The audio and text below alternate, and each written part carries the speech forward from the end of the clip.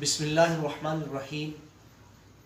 یہ تکریم قرآن پروگرام ہے اور آج کی اس نشست میں سورۃ الفاتحہ کے حوالے سے گفتگو کی جا رہی ہے۔ امام بخاری رحمۃ اللہ علیہ نے حضرت ابو سعید رضی اللہ تعالیٰ عنہ سے یہ روایت نقل کی ہے کہ آپ صلی اللہ علیہ وسلم نے ان سے فرمایا کہ میں تمہیں ایک ایسی صورت سکھا رہا ہوں جو قرآن حکیم کی تمام صورتوں سے عظیم صورت ہے، یعنی الحمدللہ رب العالمین، اور یہ 7 آیات ہیں جنہیں بار بار تلاوت کیا جاتا ہے، اور قرآن عظیم ہے جو مجھے عطا کیا گیا۔ امام احمد بن حنبل رحمۃ اللہ علیہ نے حضرت ابی بن کعب رضی اللہ تعالی عنہ سے نقل کیا ہے کہ حضرت ابی بن کعب رضی اللہ تعالی عنہ نے آپ صلی اللہ علیہ وسلم کے سامنے سورۃ الفاتحہ کی تلاوت فرمائی تو آپ صلی اللہ علیہ وسلم نے فرمایا کہ تورات، انجیل، زبور اور خود قرآن میں اس جیسی کوئی صورت نازل نہیں کی گئی۔ یہ ایسی آیات ہیں کہ جنہیں بار بار پڑھا جاتا ہے۔ یہ قرآن عظیم ہے جو مجھے عطا کیا گیا۔ سورۃ الفاتحہ کو فاتحہ اس لیے کہا جاتا ہے کیونکہ قرآن حکیم کا آغاز اور افتتاح اس سورت سے ہوتا ہے، اور سورۃ الفاتحہ میں اللہ تعالیٰ نے جتنی بھی وحی تمام انبیاء پہ نازل فرمائی اور قرآن حکیم میں جو کچھ بھی نازل فرمایا اس کا خلاصہ سمو دیا ہے، اور پورے قرآن کے خلاصے کو سورۃ الفاتحہ میں اس طرح سمویا ہے کہ اس کا اسلوب دعائیہ اسلوب ہے، یعنی دعا کے اسلوب میں پورے قرآن حکیم کا خلاصہ اس صورت میں بیان فرما دیا گیا ہے۔ قرآن حکیم میں جو مضامین بیان کیے گئے ہیں ان میں ایک مضمون اللہ تعالیٰ کی صفات کا صحیح تصور بیان کرنا بھی ہے۔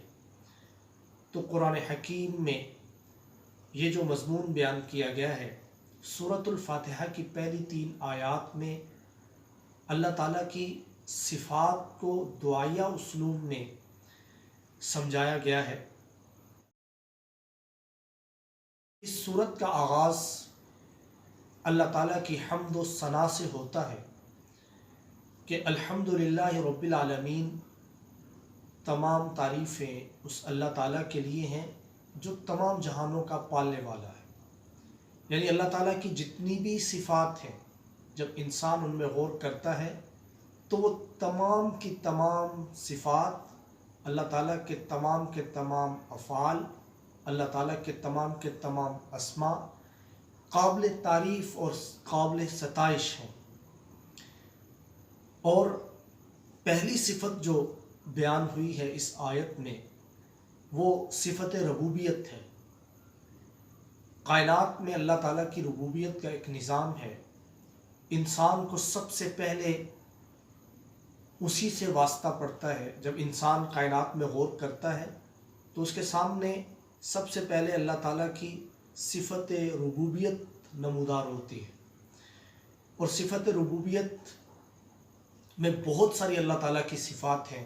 اللہ تعالیٰ کی خالقیت، مالکیت، اللہ تعالیٰ کی بے شمار صفات جو ہیں اللہ کی صفت ربوبیت کے ساتھ وابستہ ہیں۔ پھر دوسری آیت میں فرمایا کہ الرحمن الرحیم، کہ وہ ذات بڑی مہربان اور نہایت رحم کرنے والی ہے۔ یعنی اللہ تبارک و تعالیٰ کی صفات میں جو دوسری صفت انسان کے سامنے نمودار ہوتی ہے وہ اللہ کی رحمت کی صفت ہے، جو صفت ربوبیت سے بھی بڑی صفت ہے۔ اور پھر فرمایا کہ مالک یوم الدین، کہ وہ یوم جزا کا مالک ہے۔ یہاں اس آیت سے اللہ تعالیٰ کی صفت عدالت نمودار ہوتی ہے، جو ایک قانون ہے کائنات میں اللہ تعالیٰ کی عدالت کا، وہ یہاں سے ہمیں حاصل ہوتا ہے۔ پھر اگلی آیت میں فرمایا کہ ایاک نعبد و ایاک نستعین، کہ ہم تیری ہی عبادت کرتے ہیں اور تجھ سے ہی مدد مانگتے ہیں۔ اللہ تعالیٰ کی صفات کا جو صحیح تصور ہے جب انسان کے ذہن میں وہ بیٹھ جاتا ہے تو پھر بے اختیار انسان کہتا ہے کہ اس عبادت کے لائق صرف تیری ہی ذات ہے، اور جو ذات صحیح معنوں میں مدد کر سکتی ہے وہ صرف اللہ تعالیٰ کی ہی ذات ہے کہ جس سے انسان اپنی مشکلات میں مدد حاصل کر سکتا ہے۔ پھر انسان آگے بڑھتا ہے، اللہ تعالیٰ سے مدد مانگتا ہے، تو کس چیز میں مدد مانگتا ہے؟ وہ کہتا ہے کہ اہدنا الصراط المستقیم، اے اللہ مجھے سب سے زیادہ ضرورت سیدھے رستے کی ہے، صحیح رستے کی ہے، تو وہ طلب کرتا ہے۔ تو اللہ تبارک و تعالیٰ نے سیدھے رستے کی تعریف نہیں کی بلکہ نشاندہی کی ان لوگوں کی جو سیدھے رستے پر ہیں، کیونکہ سیدھے رستے کی تعریف کر دینے سے انسان کے سیدھا رستے پر چلنے کے امکانات اتنے روشن نہیں ہوتے جتنے روشن اس وقت ہوتے ہیں جب سیدھے رستے کی نشاندہی کی جائے، جب بتایا جائے کہ زندگی میں سیدھا رستہ ان لوگوں کا رستہ ہے جن پر اللہ تعالیٰ نے اپنا انعام فرمایا ہے، تاکہ عملی طور پر پریکٹیکلی انسان کو نظر آئے کہ اس کے عقیدے، اس کی عبادت کا تعلق جو ہے وہ عملی زندگی کے ساتھ ہے، صرف تصورات کے ساتھ نہیں۔ اسی لیے فرمایا کہ ان لوگوں کا رستہ جن پر تو نے انعام کیا ہے، اور اللہ تعالیٰ نے 4 قسم کے لوگوں پر انعام کیا۔